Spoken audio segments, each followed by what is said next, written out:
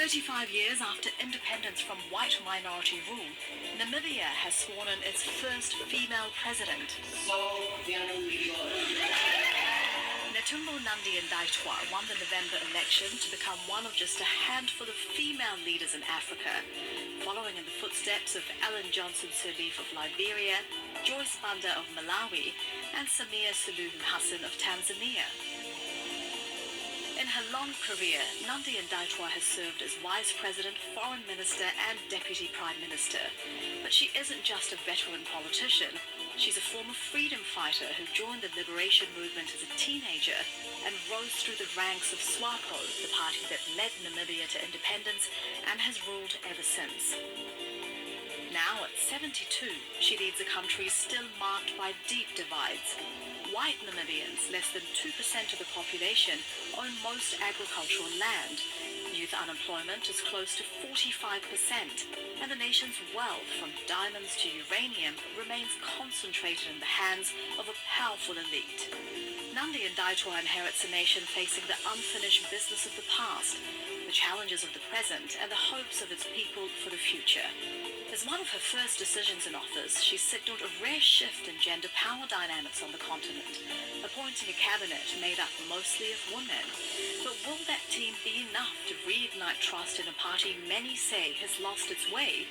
And how will Namibia's new government navigate rising global tensions and approach a White House once again led by President Donald Trump? Namibian President Netumbo Nandi-Ndaitwah talks to Al Jazeera.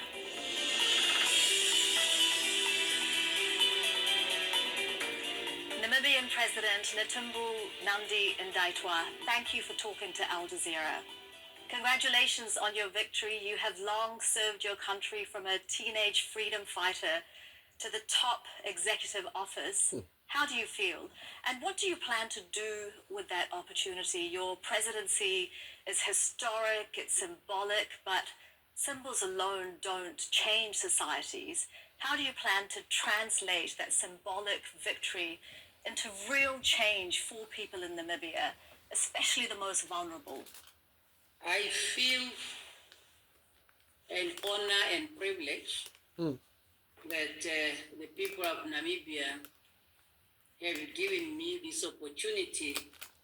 I can say that it's a historical reality that as women of Namibia, we have to move thus far, and it is not something that has come because or me personally, I'm a woman, but because the people of Namibia have seen what is in me that can be used in the service of the Namibian people. Right. As you might be aware, that since independence, the people of Namibia have shown their trust and confidence in the SWAPO party to guide our developmental agenda. And definitely a lot has been achieved, and that was made possible by the maintenance of peace and stability in our country. Thereby we can proudly say a strong foundation for economic development in our country has been established.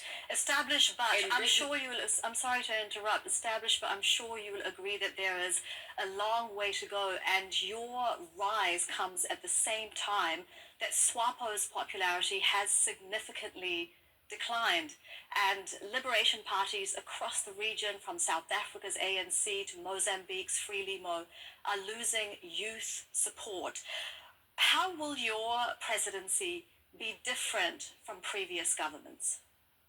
You can say that SWAPO's popularity has declined because you are looking at the result of the elections. But I have to tell you that the result of election for us is that the people are just giving us a message that they still love and have trust on the SWAPO party. However, there are areas that we need to seriously consider, and one of them is the high unemployment, particularly among the youth, which we are experiencing in our country.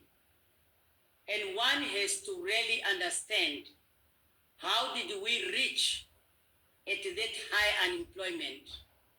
That's because there have been so many factors, some, if not all, beyond the control for any political party. And that is the situation we are finding across the region.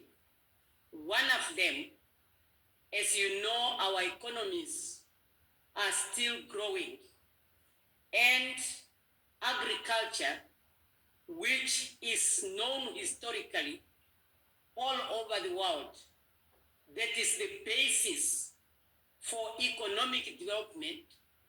I must say, since our independence in 1990, we never experienced good rainfalls.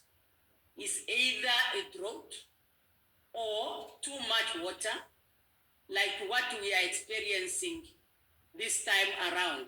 And certainly Again, Namibia has faced serious drought. You mentioned one of the biggest problems facing the country, which is youth unemployment. It's at more than 40%. You've pledged radical shifts to fix the country's high levels of poverty and unemployment. What will you do?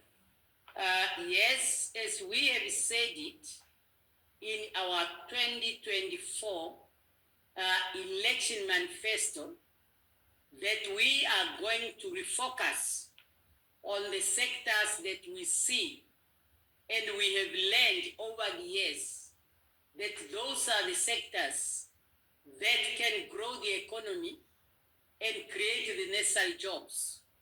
One of them is, as you know, the Namibian economy is mineral based, and for a long time we did not really invest fully in the value addition. And that's why our cabinet has taken a decision for us to pay special attention to the value addition, so that we cannot allow to continue exploiting all our natural resources, all of it or most of it, to leave the country unprocessed. And that's why our elections was based under the theme unity in diversity, natural resources beneficiation for youth empowerment and sustainable development. And that is one sector that we are going to focus on. We will engage our neighbors to go into the processing industry, agro-processing, which will also create jobs and also solve the problem of food insecurity. We are talking about the creative industry, where many young people are participating. That is in addition to our mining industry. We also talk about our fishing industry. And now we have discovered oil and gas, and we should drive benefit from them. And on the oil and gas sector, certainly the discovery of offshore oil wells in the last few years have provided a lot of hope for the Namibian economy. You have placed the oil and gas sector under your control. Why have you done that? And what do you say to critics who say that that can lead to political interference and a lack of independent regulatory oversight? In everything you do, there will always be critics. But I have to tell you that the mandate I got from the Namibian people is to do what I believe is right for them. And I'm telling you, knowing how the oil industry, the history of it, and all the dynamics that is involved, and it's just a new industry, I found it appropriate that it needs close monitoring, hence my decision to place it in the office of the president. And we feel this new industry will contribute to job creation. It just needs proper monitoring. And you have Once I said said that the oil and gas industries will be managed in a way that will maximize the benefit to all Namibians. Will the revenues be publicly audited and published? How will you ensure transparency? I can tell you that Namibia is a country that is ruled by laws. And since our independence, we are doing things in accordance to our laws. And I want to assure the Namibian people that having taken an oath to defend and protect the Namibian Constitution and the laws of the Republic of Namibia, there is no way I can manage this industry outside the Namibian laws.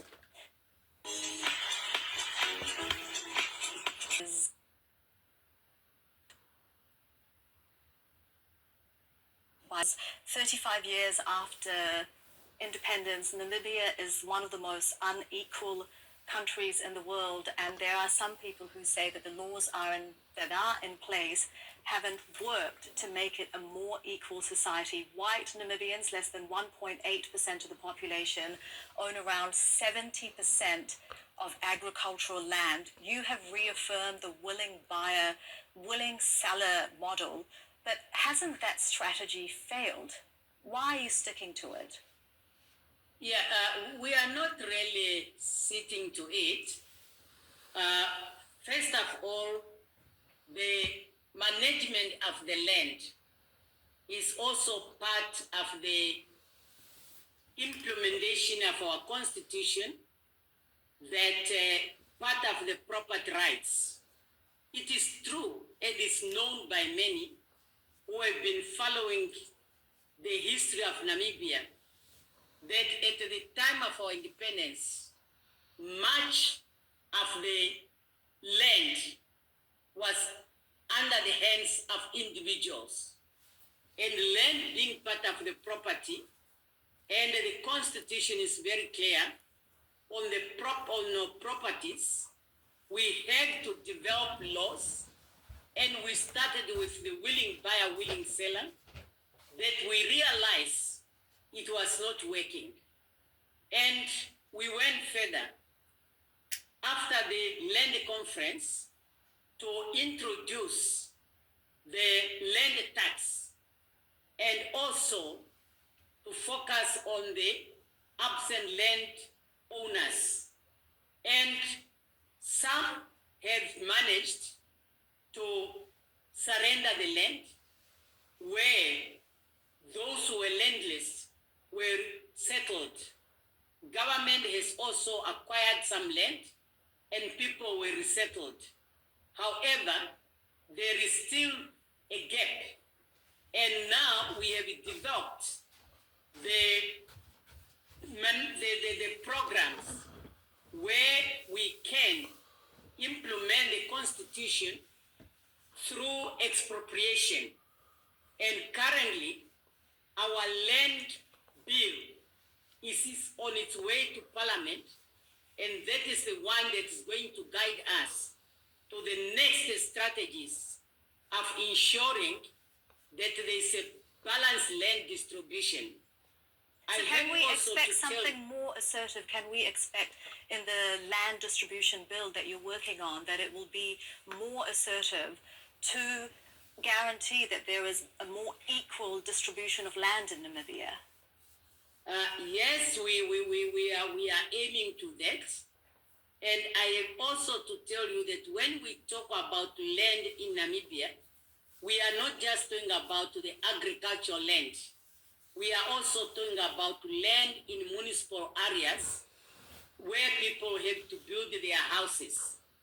Of course, when it comes to the agricultural land, in our election manifesto, we have made a commitment that in the next 5 years, we have to make sure that at least 130,000 hectares of land has been added to the productive land.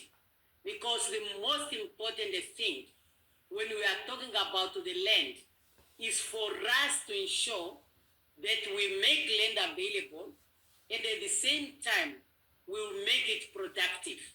And do you also see it contributing to Namibia becoming a more equal society? Again, according to the World Bank, it is the second most unequal country in the world, second only to South Africa. Would you say that this is just a statistic or a real crisis? I cannot really say that it's just a statistics, nor can I say it's a crisis, but it's an issue that we have to face. And that does not mean that we have not witnessed any reduction in inequality since Namibia got independence. You know, our history is one of those histories where the disparity, which was based on one's color of the skin, was so high. And we decided through our policy of national reconciliation to talk to the hearts and to the minds of the Namibian people to enable all of us, united in our diversity, to be contributors in order to reduce the gap between the have and the have-not. Of course, we did not achieve the result that we needed.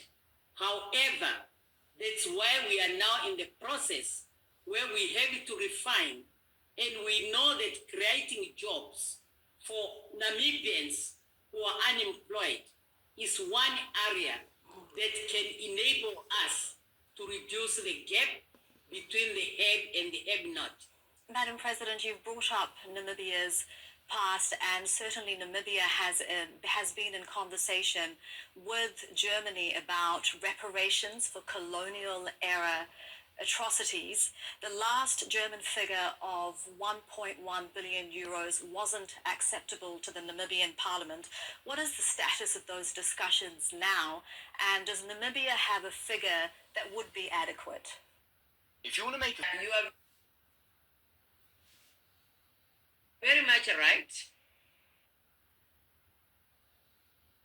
We started engaging the Germans as directed by the Namibian parliament when they passed a resolution directing the government of Namibia to engage the German government, and we were given three areas to focus on. One is for the German government to accept that they have committed genocide in Namibia, which now they have agreed to say that even though by the time what had happened, the international community has not defined the word genocide, they see it and accepted that it was genocide that happened. They also agree, as it was requested by our parliament, that once they agree, then they have to come and apology. They told us they are ready to apologize. And thirdly, is reparation. You are right. A figure of 1.1 billion euro was given. We introduced into our parliament, and the parliament sent the government back.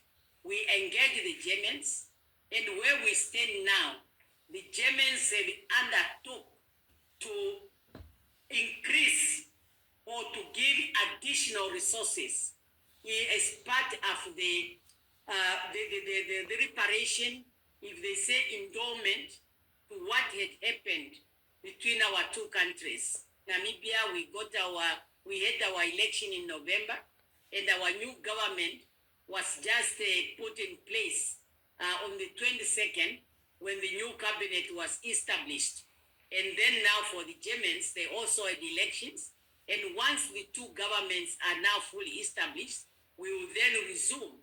And then hopefully we are going to conclude that negotiations. Okay, you have served as foreign minister in the past.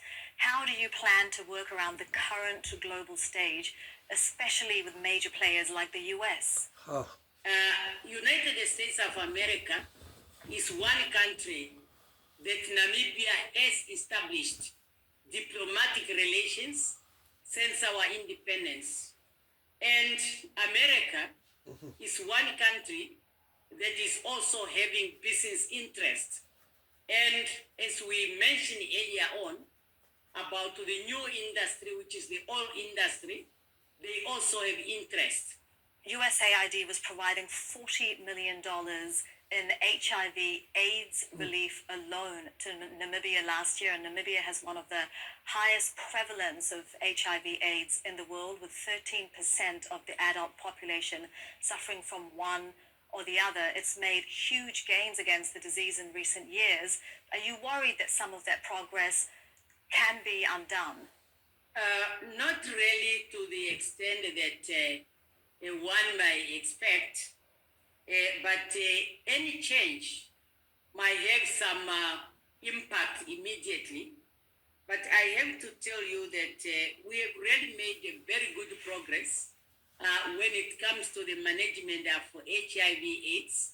And as you have said it yourself, we are one of those countries that has made good progress. What we have been doing now with the support of the USA support is the continuous mobilization and sensitization. And with the skill that we have gained and the capacity that has been built, we will be able to continue such programs. But any additional support will be very much welcome. Has Donald Trump called you since your inauguration? He did not call me, but I was glad, and Namibian people appreciate because he has sent an envoy to come and witness my inauguration and to celebrate with us our 35th independence anniversary. He also sent me a message of congratulations, which I highly appreciate. And I feel with that move, we can work together as two countries in the best interest of our two people and our two countries. And what about President Xi Jinping or President Putin? Have you spoken to them since your inauguration? He also sent an envoy who we also appreciate and send me a message of congratulations. I will endeavor to strengthen cooperation with all countries of the world in the best interest of Namibia and in the best interest of the world in order to ensure that the citizens of this world, they enjoy the world in which they live. Madam President, you've been in politics your entire adult life, but what pressure comes with being the first female president of a country?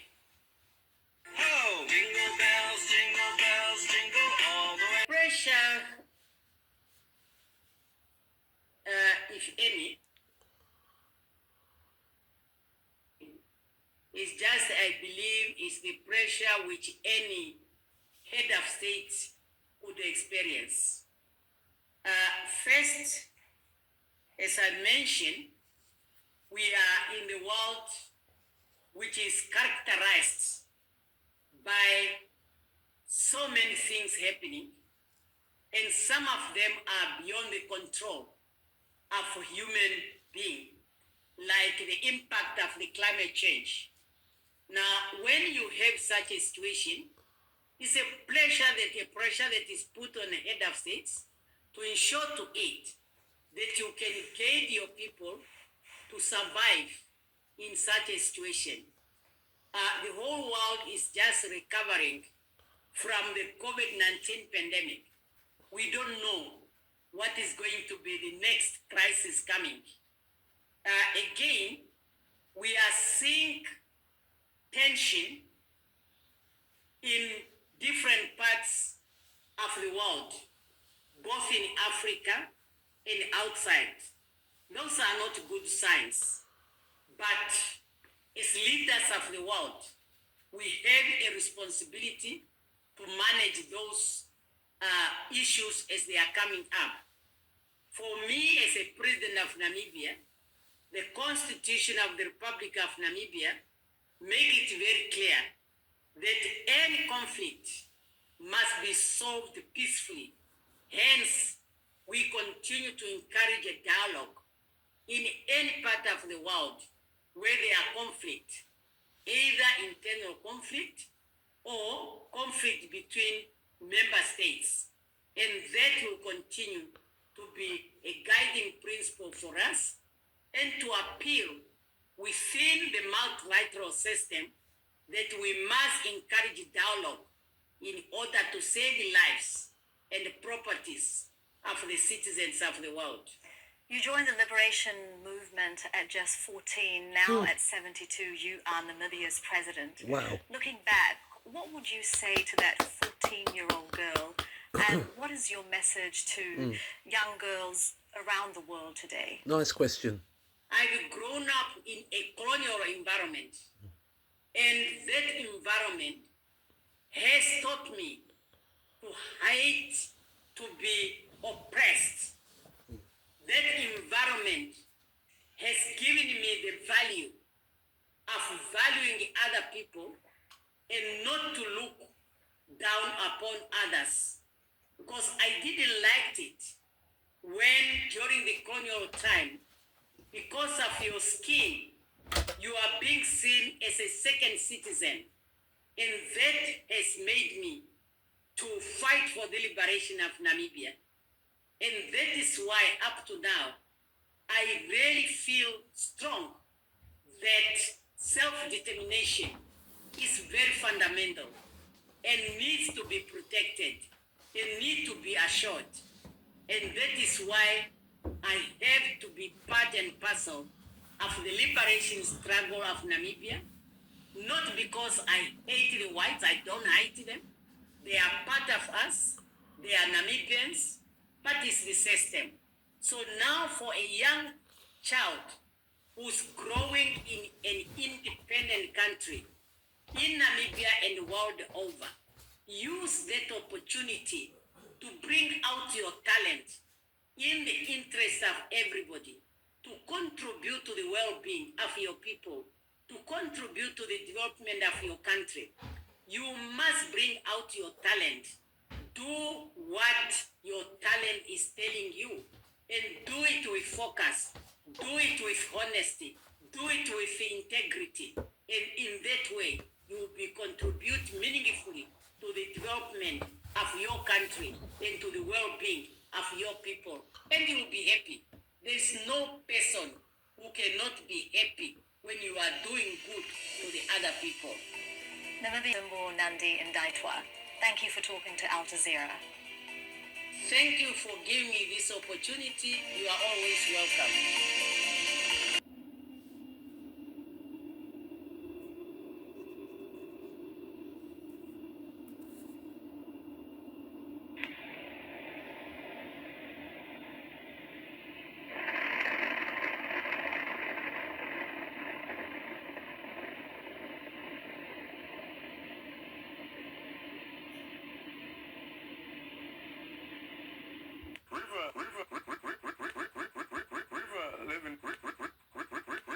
Levinson, an accomplished Washington insider, has written about her friend and hero, Liberian President Ellen Johnson Sirleaf.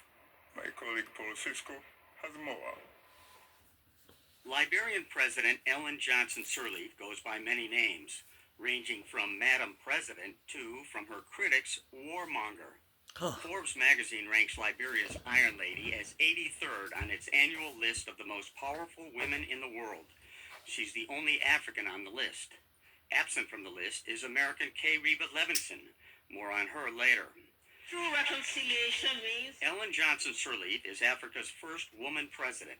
She was one of 2 Liberians and 3 women awarded the Nobel Peace Prize in 2011. Ellen Johnson Sirleaf is Africa's first democratically elected female president. Since her inauguration in 2006, she has contributed to securing peace in Liberia. to promoting economic and social development and to strengthening the position of women. Sirleaf's fellow Nobel laureate, Liberian peace activist Lema Bowie, has since criticized her president, first for significant nepotism within her administration. Several of Sirleaf's relatives hold high-ranking government and industry positions in Liberia. Bowie also says that while Sirleaf is improving Liberia's infrastructure, she's not doing enough to address the nation's poverty. Liberia remains one of the absolute poorest nations on the continent and in the world. Levinson recently wrote Choosing the Hero, My Improbable Journey and the Rise of Africa's First Woman President.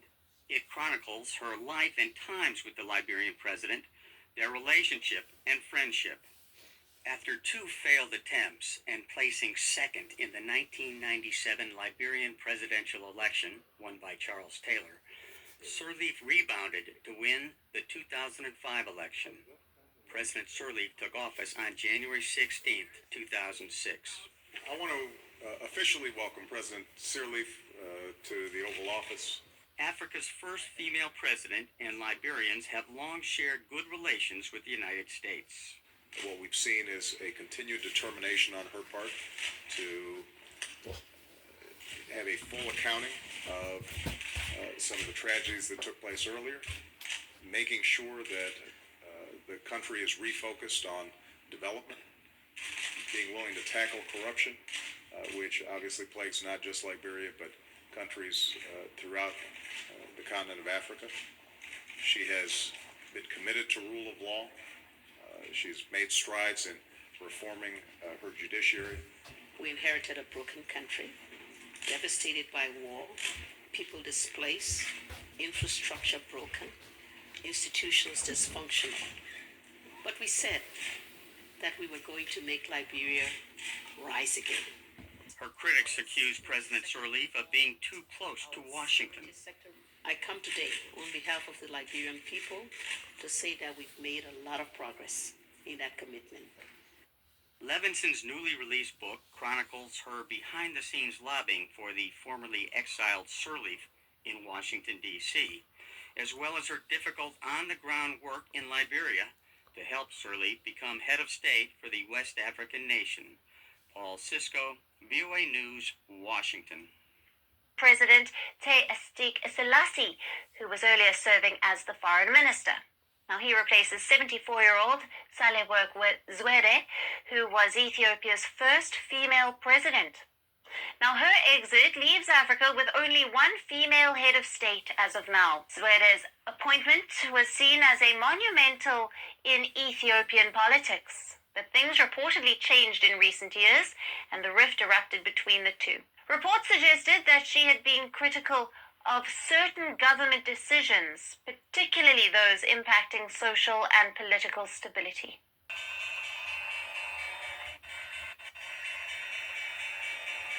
They may not have made it top on the list, but they rank in the top 100 most powerful women in the world. To contain and Liberia's President Ellen Johnson Sirleaf, Mauritius President Amina Gurib Fakim, and Nigeria's business mogul Florencio Alakija occupied the 83rd, 96th, and 80th slots respectively in the 2016 Forbes World's Most Powerful Women list released on Monday. Leading the pack for the sixth consecutive year was German Chancellor Angela Merkel, followed by US presidential candidate Hillary Clinton, while the US Federal Reserve Chair Janet Yellen came in third.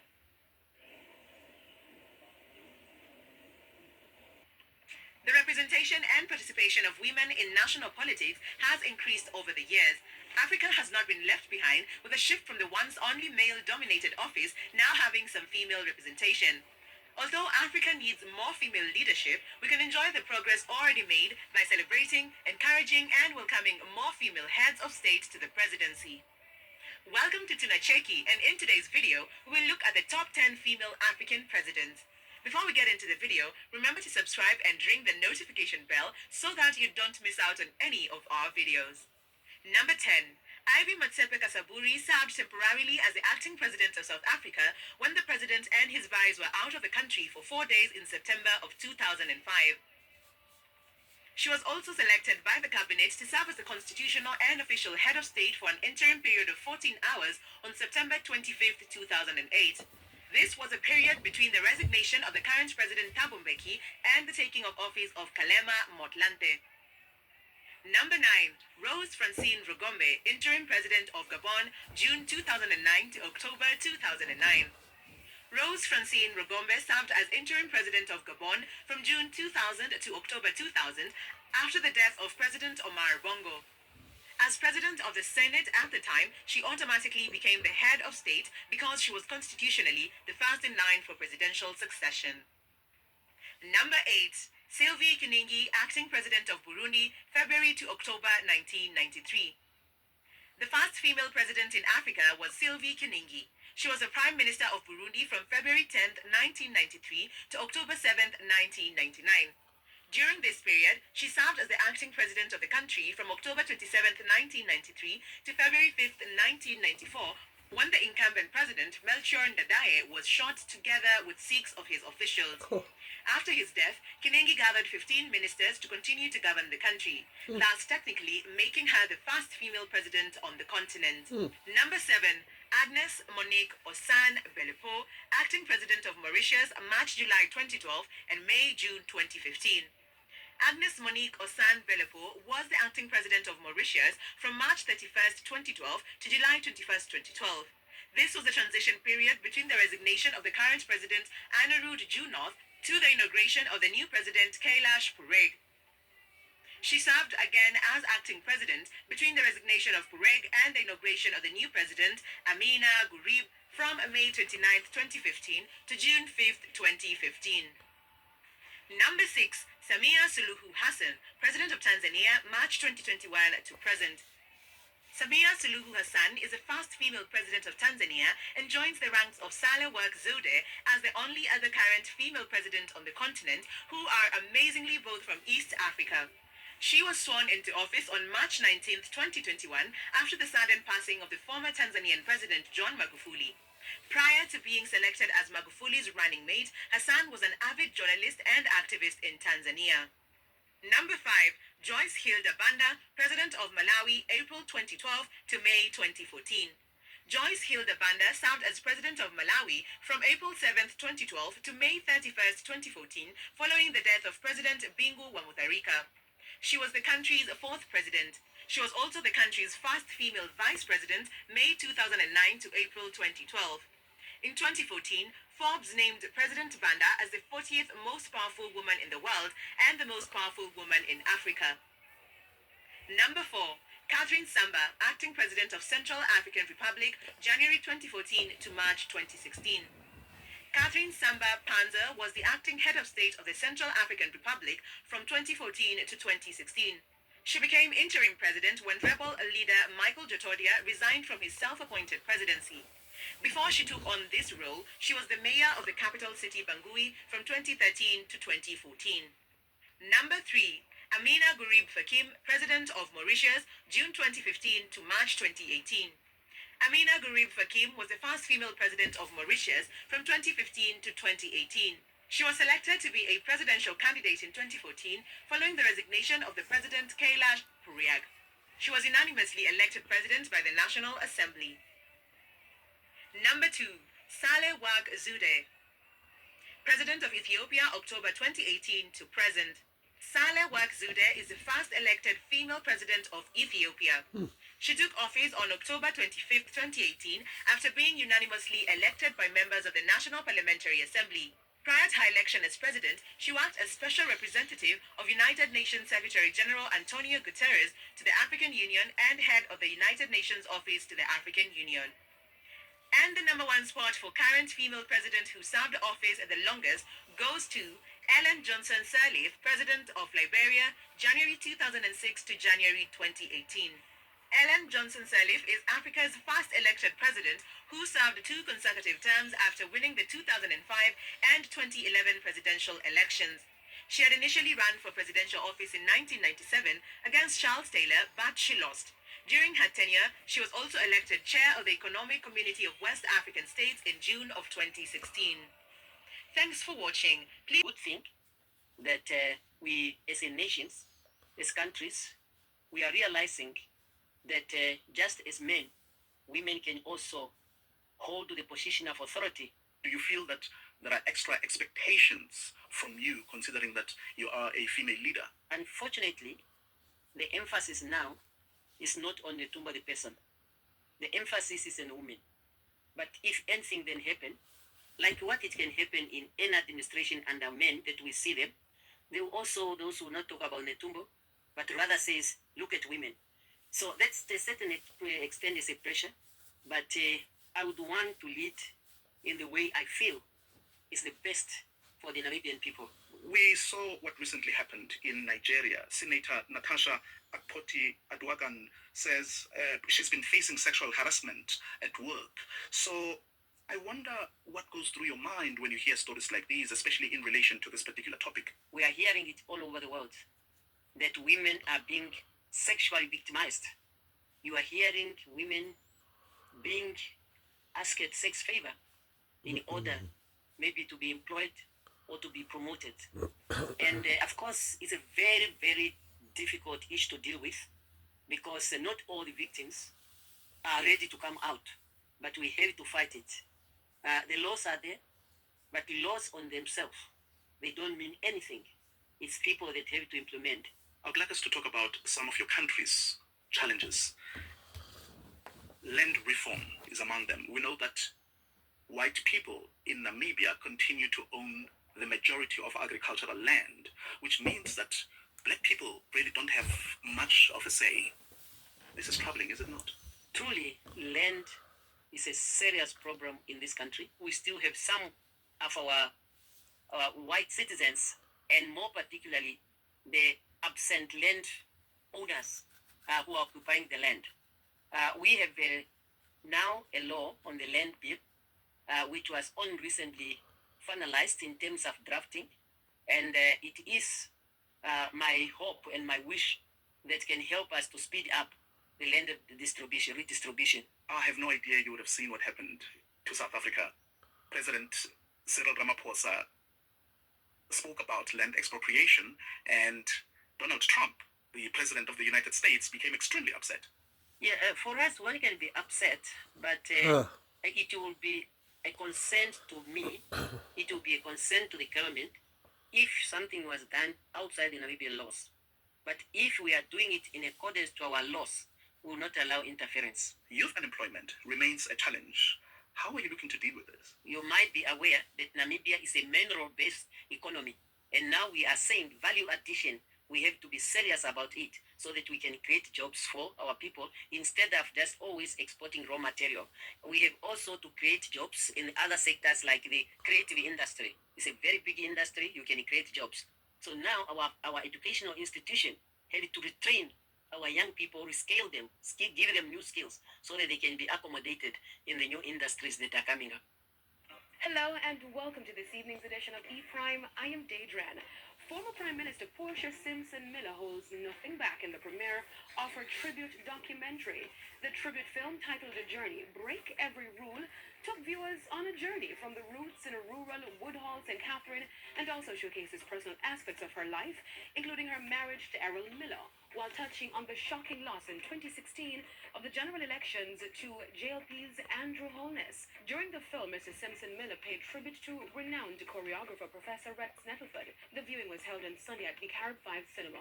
Director of the film, Lenny Little-White, was pleased to work with Mrs. Simpson Miller on the project. She didn't hold back anything. It was just a matter of being as editing for us to decide what to leave out, what to put in. We didn't want it to be longer than 1 hour for TV purposes. She's an easy lady to deal with, and trust me, very humble. Portia Simpson Miller, affectionately known as Mama P, was pleased with the outcome of the film. The film features a number of political leaders, including Prime Minister Andrew Holness, Opposition Leader Dr. Peter Phillips, Minister of Culture, Gender, Entertainment and Sport Olivia Babsy-Grange, and former Prime Minister P.J. Patterson, among others. Very impressive. It is a good record of where she started, what she contributed along the way, and where she ended her journey of leadership. The film features musical influences from Grammy Award-winning artist Shaggy, as well as Dr. Jimmy Cliff, Richie Stevens, Taurus Riley, and Pam Hall, among others. She flew here from New York today and it's on its way back to the airport. You had to go through Universal Records, same thing with Shaggy. So it's not an album you can go out and buy, but it's in the film, and all of them did it for free. Dancehall DJ Spragga Benz recently teamed up with dancehall artist Sean Paul, Agent Sasko, and Ching Ching for the remix of his track Diffo. The remix features melodic sounds, with each artist bringing a different style and flavor paired with infectious, catchy lyrics. The track was produced by popular rated DJ Toddler T, who is known for working with artists like Arctic Monkeys, Skepta, Roots Maneuver, and Stefflon Don. Diffo will also be featured on his upcoming album slated for release later this year. President, dear friends, we are one, and we come today as one human family, sharing one planet, intent on building together a common future based on shared hope, mutual interests, consciously working together to find common solutions. Our interconnectedness has long been recognized in spiritual traditions and practices around the world, and in the philosophy, the African philosophy of Ubuntu. Desmond Tutu explained that it is the expression that my humanity is bound up in yours. I am because you are, I am because we are. This interconnectedness compels us, as it did generations before us, to find the moral courage and take the decisive steps to end the horrors faced by humanity and to create new structures and new opportunity. Generations before us ended wars. They canceled debt. They dismantled slavery. They ended apartheid. They acted to stop genocide. They declared all people equal, and they gave women the vote, and they ended colonialism, and they built new nation states. They generated prosperity from deep poverty. I ask you today, will we summon the global moral strategic leadership necessary? I want to congratulate the Secretary General and his deputy and the team of ambassadors from Namibia and Germany who have led us safely to this pact over the course of the last 2 years of negotiations. My friends, we will not succeed in overcoming our existential challenges if we are not prepared to change the global governance structures that are rooted in the outcome of World War II and have become unsuited to today's world.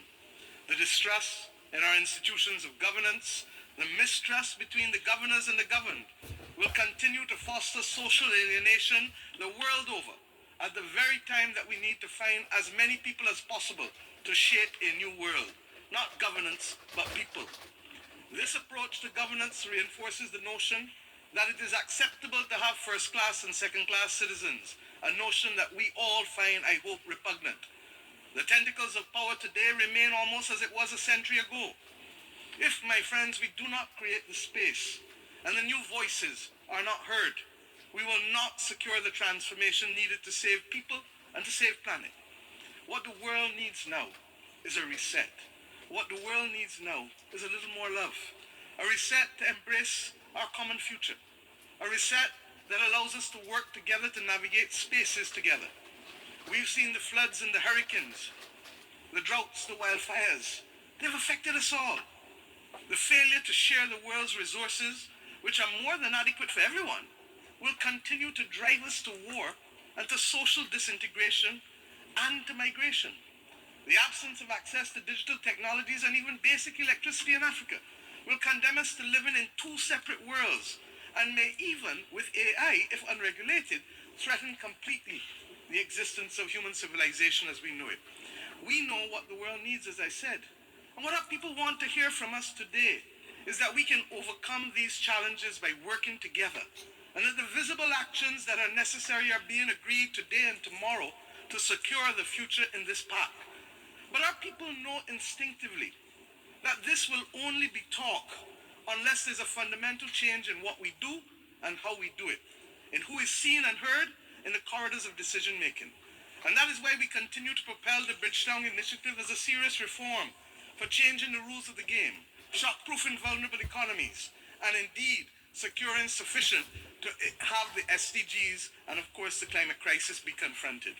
Now is the time for us to choose hope and love over hate and division. We can change this global governance system.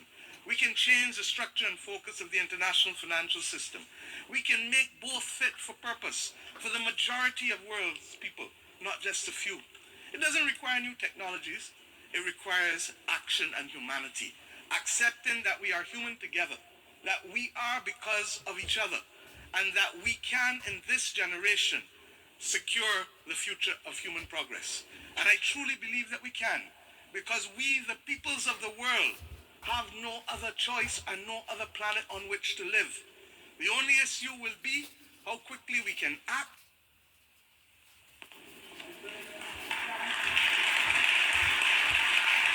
I thank the Prime Minister of Barbados,